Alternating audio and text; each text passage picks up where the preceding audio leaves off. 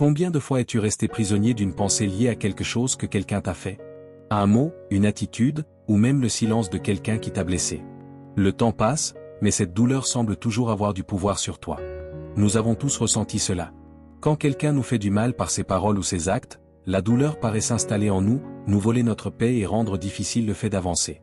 Mais voici la vérité, la souffrance ne vient pas de ce qui s'est passé, mais du temps que tu choisis de porter ce poids. Aussi difficile que cela puisse paraître, tu as le pouvoir de te libérer de cette douleur. Cela ne signifie pas oublier ce qui s'est passé ni accepter ce que l'on t'a fait. Cela signifie décider que cette douleur ne contrôlera plus ta vie.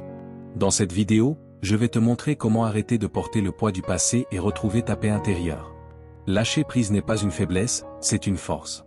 C'est reprendre le contrôle de tes émotions et cesser de donner du pouvoir à celui ou celle qui t'a blessé. Reste avec moi jusqu'à la fin, car tu vas découvrir comment te libérer de la colère et du ressentiment, retrouver ta force émotionnelle et construire un avenir plus léger et plus serein. Maintenant, c'est le moment de reprendre les rênes de ta vie. Avant de continuer, je veux te raconter l'histoire de Carlos, un garçon comme les autres, rempli de rêves et de projets pour l'avenir. Carlos a toujours fait de son mieux pour être une personne présente, un bon ami, quelqu'un sur qui l'on pouvait compter. Il avait le cœur ouvert pour aider les autres, plaçant toujours les besoins des personnes qu'il aimait avant les siens. Carlos a eu une relation avec Sofia qui, au début, semblait parfaite. Ils avaient tout, les rires, la complicité, des projets pour l'avenir, et ce sentiment que rien ne pouvait mal tourner. Mais avec le temps, les choses ont commencé à changer. Sofia a commencé à le traiter de manière plus froide. Les mots sont devenus plus courts, les regards plus vides, les gestes plus calculés. Carlos, craignant de perdre ce qu'ils avaient construit, a commencé à faire encore plus d'efforts. Il essayait de lui faire plaisir de toutes les manières possibles, annulant ses propres désirs pour maintenir la relation en vie. Il croyait que, s'il lui montrait à quel point il était capable de se donner, Sofia finirait par reconnaître sa valeur et le traiterait à nouveau avec l'affection d'avant. Mais un jour, sans prévenir, Sofia est partie. Aucune explication, aucune excuse, seulement le silence. Carlos est resté là, le cœur en morceaux et l'esprit rempli de questions sans réponse. Il se demandait ce qu'il avait fait de mal, pourquoi il n'avait pas été suffisant, pourquoi l'amour n'avait pas suffi à la retenir. La douleur du rejet l'a consumé pendant des mois. Carlos revivait chaque conversation, chaque dispute, chaque geste froid. Il se torturait avec des pensées comme « et si j'avais agi autrement ?» ou encore « et si elle avait vu à quel point je tenais à elle ?» La douleur semblait plus grande que lui. Il se sentait piégé dans un cycle d'autocompassion, revivant sans cesse le moment où il avait été abandonné, comme si trouver une réponse pouvait le guérir. Puis, un jour, quelque chose a changé. Carlos a compris que rester prisonnier de cette douleur ne ferait pas revenir Sofia. Et surtout, que cela ne le rendrait pas heureux. Il a réalisé que le problème n'était pas lui, mais le fait qu'il avait placé son bonheur entre les mains de quelqu'un d'autre. Carlos comprit qu'avancer ne signifiait pas oublier Sofia, mais cesser de porter le poids de la douleur qu'elle lui avait causée. Ce fut difficile. Cela ne se fit pas du jour au lendemain. Mais Carlos commença à se tourner vers lui-même. Il reprit d'anciens passe-temps qu'il avait mis de côté, se reconnecta avec des amis qu'il avait perdus en chemin et commença à prendre soin de son bien-être. Peu à peu, il retrouva l'éclat dans son regard et la légèreté dans ses pas. Il comprit que l'amour de soi ne consiste pas à recevoir la validation d'une autre personne, mais à reconnaître sa propre valeur, indépendamment de qui reste ou de qui s'en va. Carlos réalisa qu'en cessant de chercher le pardon de Sofia, il était enfin en train de se pardonner à lui-même. Il arrêta d'essayer de comprendre pourquoi elle était partie et commença à se concentrer sur la raison pour laquelle lui devait rester debout. Carlos devint une version plus forte de lui-même, plus mature, plus consciente de ses propres besoins. Lorsqu'il cessa de chercher l'acceptation extérieure, il trouva l'acceptation intérieure. Lorsqu'il arrêta d'essayer d'être suffisant pour Sofia, il découvrit qu'il avait toujours été suffisant pour lui-même. Passons maintenant au cœur du contenu. Premier pas, se libérer et cesser de porter un poids qui ne t'appartient plus. La douleur émotionnelle pèse plus lourd que n'importe quelle charge physique. C'est comme marcher avec un sac à dos rempli de pierres. Chaque déception, chaque trahison et chaque blessure ajoute un poids supplémentaire sur tes épaules. Au début, tu peux réussir à le supporter, mais avec le temps, ce poids commence à te courber, à t'étouffer, à t'empêcher d'avancer. As-tu déjà ressenti comment certains souvenirs ont le pouvoir de te tirer en arrière? Une remarque blessante, une trahison inattendue, cette situation où tu t'es senti humilié. C'est comme si tout cela était attaché à ta cheville, te ramenant sans cesse vers une douleur qui aurait déjà dû cicatriser. Mais ce qui est le plus difficile à accepter, c'est que pendant que tu continues à revivre cette douleur, la personne qui t'a blessé a probablement déjà avancé. Cette personne n'y pense même plus. Elle vit sa vie, pendant que toi, tu restes coincé, rejoignant la même scène mentale encore et encore. Accepter cela fait mal, je le sais. Il existe un désir naturel de justice émotionnelle, vouloir que l'autre reconnaisse ce qu'il a fait, entendre des excuses sincères. Mais attendre cela, c'est comme se tenir devant un incendie en espérant qu'il s'éteigne tout seul, tout en continuant à jeter du bois sur le feu.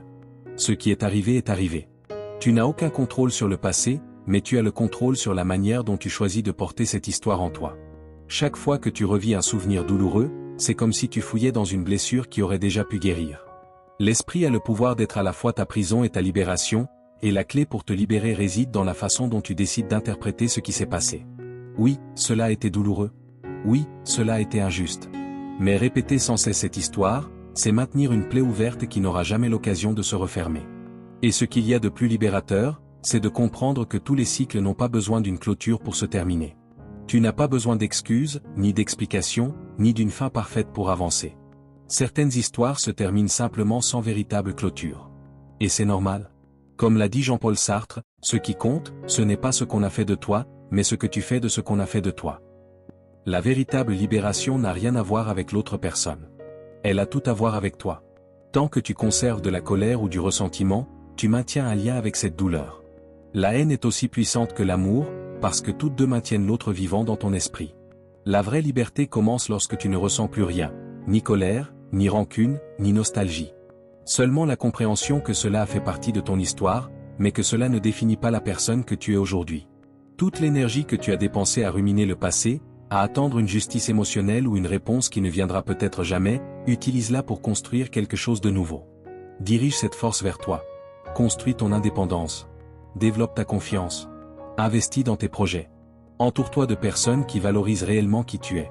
Au final, la meilleure vengeance contre la douleur du passé, c'est de créer un présent si solide que le passé devient insignifiant. Le passé n'a du pouvoir sur toi que si tu continues à t'y accrocher. Alors la question est simple, vas-tu continuer à porter ce sac lourd sur ton dos, ou vas-tu enfin le déposer? Étape 2, la force du silence et la valeur de l'absence. Quand quelqu'un te blesse, le premier instinct est de réagir. On veut des explications. On exige des réponses. On ressent le besoin de montrer notre douleur. On veut que l'autre comprenne l'impact de ce qu'il a fait, qu'il assume la responsabilité, qu'il reconnaisse son erreur. Mais cette urgence d'être entendu est, en réalité, un piège. Car en réagissant, tu donnes le contrôle émotionnel à l'autre. C'est comme si tu disais, je ne vais aller bien que si tu reconnais que tu t'es trompé. Et cela te maintient attaché à ce qui t'a blessé. Le philosophe français Blaise Pascal a écrit, tous les malheurs des hommes viennent de ceux qui ne savent pas rester en repos, seuls, dans une chambre. Ce qu'il voulait dire, c'est que le silence nous fait peur parce qu'il nous confronte directement à nos émotions les plus brutes, la douleur, le rejet, la honte. Il est plus facile de remplir ce vide par une réaction immédiate que de rester en silence et faire face à l'inconfort intérieur. Mais c'est précisément là que se trouve le pouvoir. Quand tu choisis le silence au lieu de la réaction, tu reprends la maîtrise de toi-même. Réagir, c'est comme jeter de l'essence sur le feu. Quand quelqu'un te provoque et que tu réponds par la colère ou l'indignation, tu es en train de dire, tu as encore du pouvoir sur moi. Tu confirmes à cette personne que son comportement t'affecte, qu'elle a encore accès à ton équilibre émotionnel. Mais le silence déstabilise, désarme, brise le cycle. Pense à une dispute où l'autre attend une réponse. La personne t'insulte, te provoque, et toi, tu ne réponds pas. Tu n'expliques rien, tu ne te justifies pas, tu ne te défends pas. Tu restes simplement silencieux, et tu t'en vas. L'autre reste là, à parler seul, pris au piège du vide créé par sa propre attitude. Le silence oblige l'autre à faire face au malaise qu'il a lui-même provoqué. C'est comme tirer sur une corde et réaliser que l'autre extrémité l'a lâché. Il n'y a plus de tension, plus de force pour continuer le jeu. Mais le silence n'est pas seulement une stratégie pour déstabiliser l'autre. C'est une affirmation silencieuse d'autosuffisance. Lorsque tu choisis de ne pas réagir, tu dis « ma paix ne dépend pas de toi ». Tu réaffirmes que ta dignité n'est pas à vendre, que tu n'as pas besoin de supplier pour obtenir du respect ou de la considération. Le silence est cette frontière invisible qui protège ton intégrité émotionnelle. La puissance du silence réside dans l'absence de besoin. Quand tu cesses d'essayer de convaincre quelqu'un que tu mérites le respect, tu obliges cette personne à se confronter à son propre comportement. Et ce qui est le plus intéressant, c'est que bien souvent, cette absence de réaction a plus d'impact que n'importe quelle dispute. Car le silence crée un vide émotionnel, et l'être humain déteste le vide. Lorsque tu disparais, l'autre est contraint de remplir cet espace avec des questions inconfortables, est-ce qu'il est passé à autre chose? Est-ce que je l'ai vraiment perdu? Pourquoi n'a-t-il pas réagi? Et le plus ironique, c'est que l'être humain accorde de la valeur à ce qu'il sent pouvoir perdre. Quand tu t'éloignes sans bruit, sans crier, sans te justifier, tu places l'autre dans une position inconfortable. Il doit faire face, seul, aux conséquences de ses actes. Et cela pèse plus lourd que n'importe quelle réponse ou confrontation. Lorsque tu pars sans donner d'explication, l'autre est obligé de réfléchir à ce qui s'est passé. Il doit affronter l'écho du silence que tu as laissé. Mais le silence est aussi un acte de respect envers toi-même. Il signifie que tu te choisis, que tu refuses de t'épuiser émotionnellement pour quelqu'un qui ne te valorise pas. C'est le signe que tu as appris à te prioriser, à protéger ta paix, sans avoir besoin de la validation de qui que ce soit. Car au final, ce n'est pas ce que l'autre fait ou dit qui définit ta valeur, mais la manière dont tu choisis de réagir. Si un jour cette personne revient, c'est à toi de décider si ce retour est sincère ou simplement le reflet d'un ego blessé. Et si elle ne revient pas, tu auras déjà gagné. Parce que le véritable pouvoir ne réside pas dans le fait d'être reconnu ou validé, mais dans le fait de te libérer du besoin d'approbation. Lorsque tu cesses de donner accès à ceux qui ne te valorisent pas, tu reprends le contrôle de toi-même. Et c'est là la véritable victoire. Le silence est l'espace où tu retrouves ta force. Il te rappelle que tu n'as besoin de personne pour te sentir entier. Que tu peux avancer sans crier, sans exiger quoi que ce soit, sans te plier au besoin d'être accepté. Le silence n'est pas le vide. Il est présence. Il est l'affirmation silencieuse que ta paix n'est pas à vendre. Étape 3, la véritable force réside dans le fait de rester calme. Lorsque quelqu'un te manque de respect, t'ignore ou te blesse, l'instinct immédiat est de réagir. La colère monte, la poitrine se serre. Et tu ressens ce besoin urgent de répondre. De rendre l'appareil. De prouver ta valeur. De chercher des explications. D'essayer d'être entendu. Comme si réagir était la seule manière de rétablir l'équilibre. Comme si, en répondant, tu reprenais le contrôle. Mais arrête-toi un instant et réfléchis. Qui détient réellement le contrôle dans cette situation? Si ton comportement est dicté par ce que l'autre a fait, alors le véritable pouvoir n'est pas entre tes mains. Si ton état émotionnel change parce que quelqu'un t'a provoqué, si tu te sens obligé de te défendre parce qu'on t'a rejeté ou insulté, alors tu es en train de remettre le contrôle de tes émotions à quelqu'un d'autre. Zhuangzi, l'un des plus grands philosophes du taoïsme, écrivait « L'homme accompli utilise son esprit comme un miroir. Il ne s'attache à rien. Il ne rejette rien. Il reflète simplement, sans s'accrocher à ce qui est déjà passé. » Ce qu'il voulait dire, c'est que le véritable équilibre émotionnel ne réside pas dans la réaction, mais dans la capacité à observer sans s'attacher. Un miroir ne se vexe pas de ce qu'il reflète. Il montre simplement ce qui est là. Et toi aussi, tu peux devenir ainsi. Lorsque tu réagis de manière impulsive, tu deviens prisonnier de l'offense ou de la provocation. C'est comme si tu mettais un collier émotionnel autour de ton cou et que tu en donnais l'extrémité à celui qui t'a blessé. Si quelqu'un t'insulte et que tu exploses de colère, cette personne sait qu'elle a encore du pouvoir sur toi. Si tu cherches désespérément à t'expliquer, tu montres que son opinion compte encore. Et lorsque tu recherches l'approbation, même de façon subtile, tu confirmes que cette personne occupe toujours une place dans ton esprit. Les personnes qui blessent les autres attendent une réaction. Elles veulent la confirmation qu'elles ont encore un impact sur toi. Lorsque tu réponds par la colère, la froideur ou le sarcasme, tu leur donnes exactement ce qu'elles cherchent. La preuve que tu es encore émotionnellement impliqué. C'est comme un pêcheur qui lance un hameçon dans l'eau. Si tu mordes à l'hameçon, il sait qu'il t'a attrapé. Mais lorsque tu ne réagis pas, lorsque tu observes simplement et choisis de ne pas entrer dans le jeu, tu brises le cycle. L'autre personne se retrouve désorientée, incapable de comprendre ce qui se passe. Elle s'attendait au conflit, au drame, à l'émotion, mais tout ce qu'elle rencontre, c'est ton silence. Et le silence est inconfortable, parce que l'être humain déteste le vide. L'absence de réaction crée un vide que l'autre doit remplir seul. Il commence à se poser des questions. Ai-je perdu le contrôle? Est-ce que je ne compte plus? Que se passe-t-il? Ce n'est pas de la manipulation. C'est de la maîtrise de soi. C'est avoir le courage de ne pas réagir, de préserver ton équilibre intérieur, même lorsque quelqu'un tente de te déstabiliser. Le véritable pouvoir ne réside pas dans la rapidité de la réponse, mais dans la conscience avec laquelle tu choisis de répondre ou de ne pas répondre du tout. Ne pas réagir ne signifie pas accepter le comportement de l'autre ni faire preuve de passivité. Cela signifie que tu choisis de ne pas gaspiller ton énergie émotionnelle dans des situations qui ne la méritent pas. C'est un acte de respect envers soi-même. Autrement dit, sans parole, je sais qui je suis. Je n'ai rien à te prouver. Imagine une situation où quelqu'un cherche à te provoquer. Si tu cries, si tu te disputes ou si tu te justifies, tu valides la provocation. Mais si tu regardes cette personne dans les yeux, que tu gardes le contrôle et que tu t'éloignes simplement, sans dire un mot, l'impact est bien plus fort. Car le silence porte un poids qu'aucune parole ne peut égaler. Le silence dit, tu ne mérites pas mon énergie. Le silence déstabilise, parce qu'il renvoie toute la responsabilité à l'autre. Celui qui agit de manière toxique attend souvent une justification, une réaction qui lui permette de légitimer son propre comportement. Mais lorsque tu refuses de lui offrir cette explication, cette personne est contrainte de faire face seule à ce qu'elle a fait. Si quelqu'un t'ignore et que tu cherches à forcer la conversation, tu supplies pour obtenir de l'attention. Mais si quelqu'un t'ignore et que tu choisis d'avancer sans te justifier, tu communiques une chose essentielle. Ta présence est un privilège, pas une obligation. Et cela oblige l'autre à remettre en question son comportement.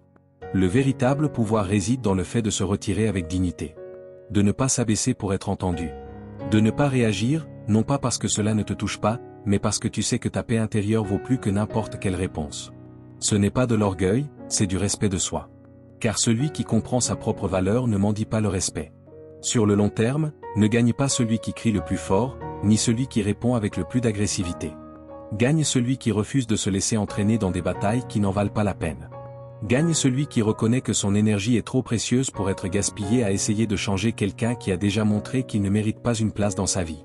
Si un jour cette personne revient, c'est à toi de décider si ce retour est sincère ou s'il n'est que le reflet d'un ego blessé. Mais si toi, tu ne reviens pas, alors tu as déjà gagné. Car au moment où tu cesses de réagir face à quelqu'un qui ne te valorise pas, tu reprends le contrôle sur toi-même. Et c'est là la victoire la plus silencieuse, et la plus puissante que tu puisses atteindre. Étape 4. Le meilleur retour est ton évolution. Lorsque quelqu'un te blesse ou te rejette, l'impulsion immédiate est de vouloir prouver que tu es mieux sans cette personne. Montrer que tu as avancé, que tu es devenu plus fort, plus heureux, plus accompli. C'est comme si tu avais besoin d'une victoire morale pour te sentir entier. Mais ce besoin de validation est un piège silencieux. Car tant que tu cherches à être reconnu ou remarqué par celui qui t'a fait du mal, cette personne conserve un pouvoir sur toi. Arrête-toi un instant et réfléchis. Pour qui es-tu en train de vivre ? Si ton objectif est de montrer que tu vas bien pour que l'autre réalise ce qu'il a perdu, alors tes actions ne sont pas guidées par ce que tu désires réellement. Elles sont façonnées par l'absence d'approbation. Tu ne grandis pas pour toi. Tu grandis pour l'autre. Et cela te maintient prisonnier. Le véritable changement commence lorsque tu comprends que le meilleur retour n'est pas l'approbation extérieure, mais ton évolution personnelle. Le meilleur retour, c'est de devenir si fort, si complet et si en paix avec toi-même que ce que les autres pensent ou cessent de penser finit tout simplement par ne plus avoir d'importance. Pense à toutes les fois où tu n'as pas été valorisé. Peut-être as-tu tout investi dans une relation qui s'est terminée sans explication. Ou dans cette amitié où tu étais toujours présent, mais où, le jour où tu as eu besoin de soutien, l'autre a disparu. Ou encore au travail, où tu as donné le meilleur de toi-même, pour finalement voir quelqu'un de moins impliqué recevoir la reconnaissance. Le cycle de la souffrance commence lorsque tu essaies de prouver quelque chose à ces personnes. Quand tu te dis, ils verront ce qu'ils ont perdu ou je vais leur montrer que je suis mieux sans eux. Car tant que cette mentalité existe, ton attention reste tournée vers l'autre. Et tu continues à offrir ton énergie à ceux qui t'ont blessé. Maintenant, imagine si toute cette énergie, que tu as gaspillée à vouloir être remarqué, avait été dirigée vers ton propre développement.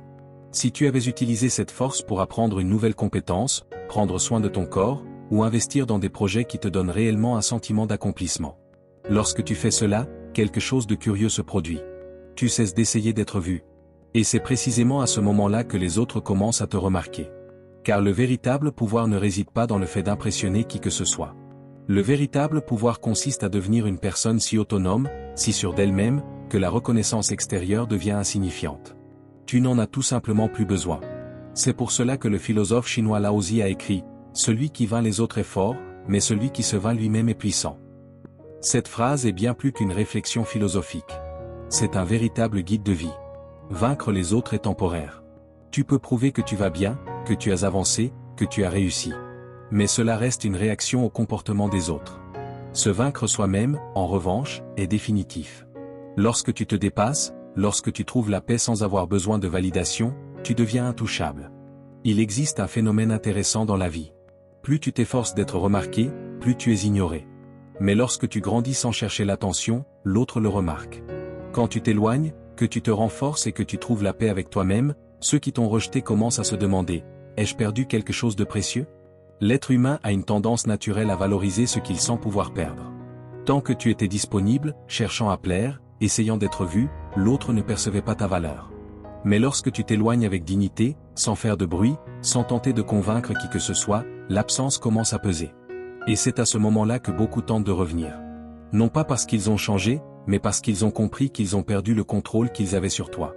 Mais la véritable victoire ne consiste pas à faire regretter quelqu'un. La véritable victoire est d'atteindre un point où le regret de l'autre ne t'affecte plus. Quand tu as tellement grandi, tellement évolué, que le retour de cette personne ne provoque en toi ni euphorie ni tristesse, mais seulement de l'indifférence.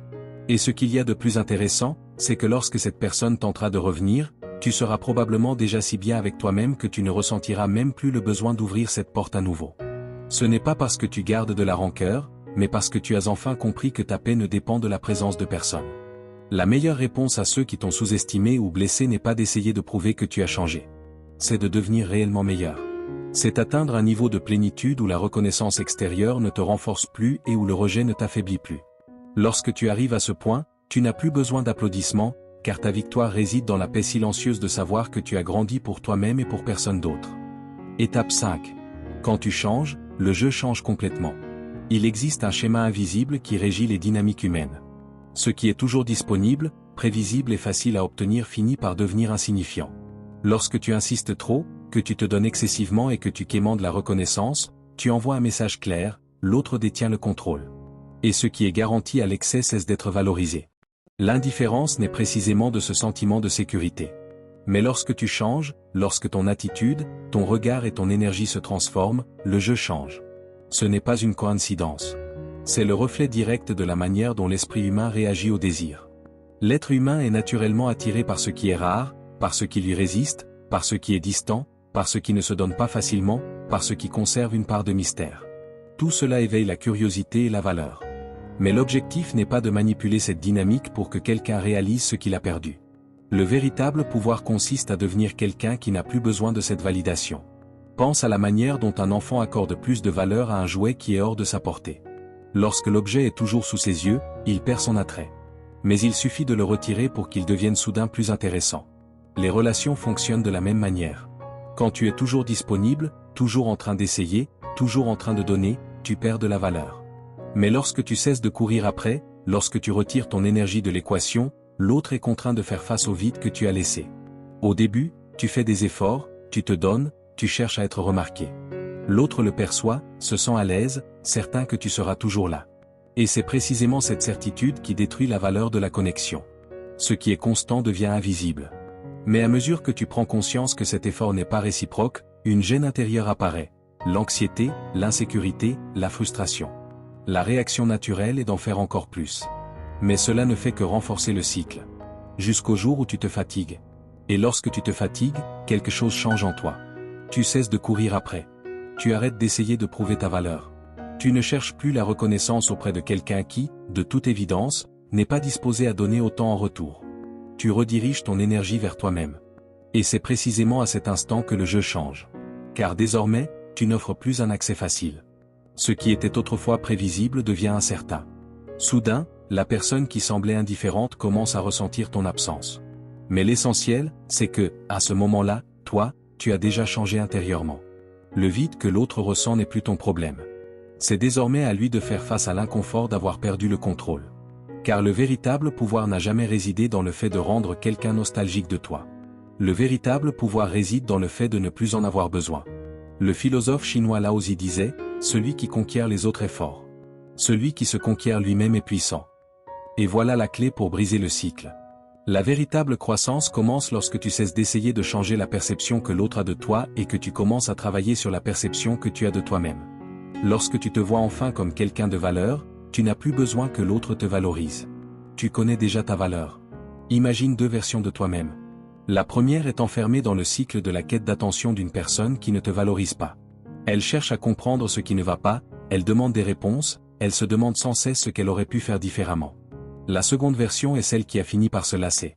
Celle qui a regardé la situation avec lucidité et a compris que le problème n'a jamais été toi, mais le fait que tu donnais trop à quelqu'un qui n'était pas prêt à faire de même. Cette version n'a plus besoin d'approbation. Elle n'a plus besoin de reconnaissance. Elle n'a plus besoin que l'autre confirme sa valeur. Car elle connaît déjà sa valeur. Et c'est à ce moment-là que le jeu change réellement.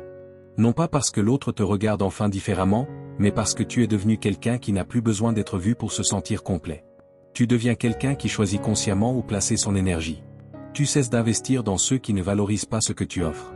Tu laisses derrière toi le besoin d'être reconnu, car désormais, c'est toi qui te reconnais. Le véritable pouvoir ne consiste pas à provoquer le regret ou à raviver l'intérêt de quelqu'un. Le véritable pouvoir réside dans le fait d'être si complet en toi-même que l'intérêt de l'autre devient insignifiant. Et ce changement est irrésistible. Car ce qui est rare, ce qui n'est pas disponible en permanence, ce qui possède une valeur intrinsèque, c'est précisément cela qui attire naturellement. Mais l'essentiel, c'est que lorsque tu atteins enfin ce niveau, tu n'as plus besoin de validation extérieure. Tu deviens la récompense. Non pas parce que l'autre l'a enfin remarqué, mais parce que, pour la première fois, toi, tu l'as reconnu en toi-même. Étape 6, comment l'indifférence te rend plus fort. Beaucoup de personnes passent des années prisonnières d'un cycle invisible, attendant que ceux qui les ont blessés ressentent du remords. Elles fantasment sur le jour où cette personne reviendra, reconnaîtra son erreur et demandera pardon. Elles vivent en nourrissant l'idée que cette reconnaissance sera la conclusion parfaite, la validation qui leur manque pour enfin pouvoir avancer. Mais cette attente est un piège émotionnel. C'est comme essayer de refermer une blessure tout en continuant à gratter la cicatrice. C'est donner à l'autre un pouvoir direct sur ton état émotionnel.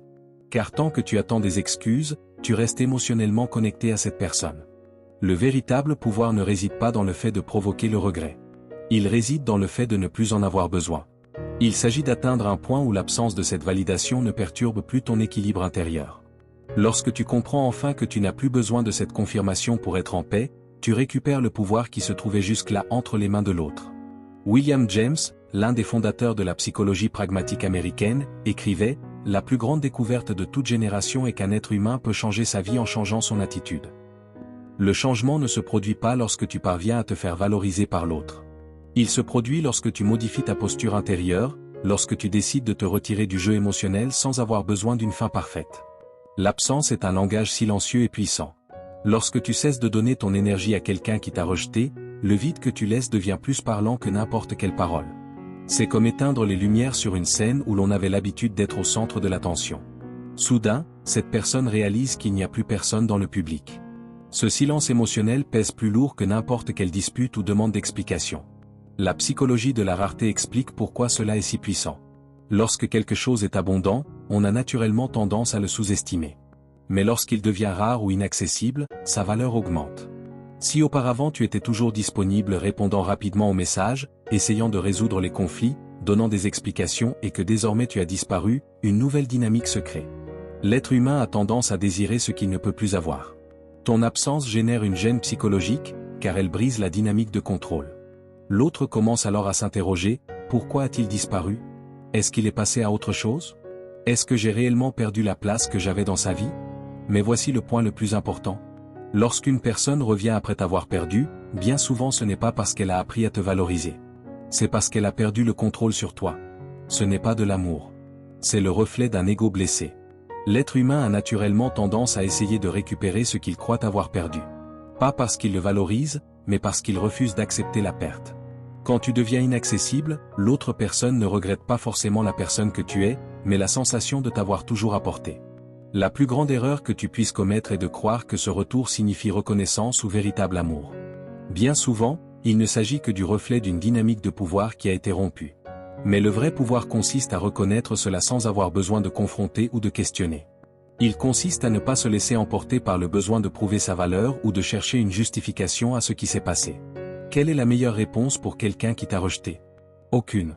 Pas par fierté ou arrogance, mais parce que ton énergie est trop précieuse pour être gaspillée à tenter d'expliquer l'évidence. Lorsque tu ne réagis pas, tu envoies un message clair, je n'ai pas besoin de ta validation pour avancer.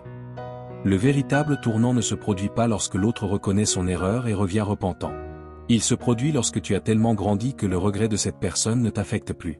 Lorsque tu cesses de vouloir que l'autre ressente culpabilité ou remords, tu te libères enfin. À ce moment-là, le passé n'a plus de poids. Tu ne joues plus au jeu de la vengeance ni au jeu du besoin de reconnaissance. Tu as simplement suivi ton chemin. Et c'est cela la véritable victoire. Quand tu n'as plus besoin d'excuses pour te sentir complet, tu es enfin libre. L'indifférence n'est pas de la froideur. C'est le signe que tu as appris à te valoriser toi-même sans avoir besoin de la confirmation de quiconque. Ton pouvoir réside dans le fait de ne plus donner d'accès émotionnel à ceux qui ont déjà démontré qu'ils ne savent pas te valoriser. Le silence est la conclusion la plus puissante qui existe. Il ne demande pas d'explication, il ne force pas de dénouement, il ne cherche pas de compte à régler. Il existe simplement. Solide, complet, impénétrable. Lorsque tu atteins ce niveau de détachement, tu n'as plus besoin que l'autre se repente, parce qu'à ce moment-là, tu t'es déjà guéri. Et cela, sans aucun doute, est le véritable pouvoir. Étape 7, la meilleure réponse est ton propre développement. Beaucoup de personnes, lorsqu'elles sont rejetées ou blessées, tombent dans le piège d'essayer de prouver quelque chose à celui qui les a fait souffrir. Je vais lui montrer ce qu'il a perdu, je vais devenir incroyable pour qu'il regrette. Mais voilà le problème, lorsque tu agis dans le but de susciter le regret chez quelqu'un, tu restes émotionnellement attaché à cette personne. Tu continues à la maintenir vivante dans ton esprit. Tu continues à donner à quelqu'un une place dans ton cœur qu'il ne mérite pas. La véritable évolution ne se produit pas lorsque tu changes pour impressionner quelqu'un, mais lorsque tu transformes ta vie pour une raison plus grande, toi-même. Cherche à grandir réellement. Si quelqu'un n'a pas vu ta valeur, cela ne doit pas être le moteur de ta transformation. Ce qui doit te pousser, c'est la conscience que tu mérites mieux que d'être enchaîné à un souvenir.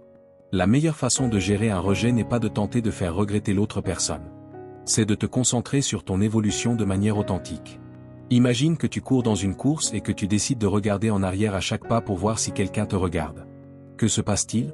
Tu perds du temps, tu perds ton rythme, et tu pourrais même trébucher. C'est exactement ce qui arrive lorsque ta motivation se limite à vouloir prouver quelque chose à quelqu'un de ton passé. Tu perds le présent, tu cesses de construire le futur, et tu finis prisonnier de l'opinion des autres. Prends soin de ton évolution.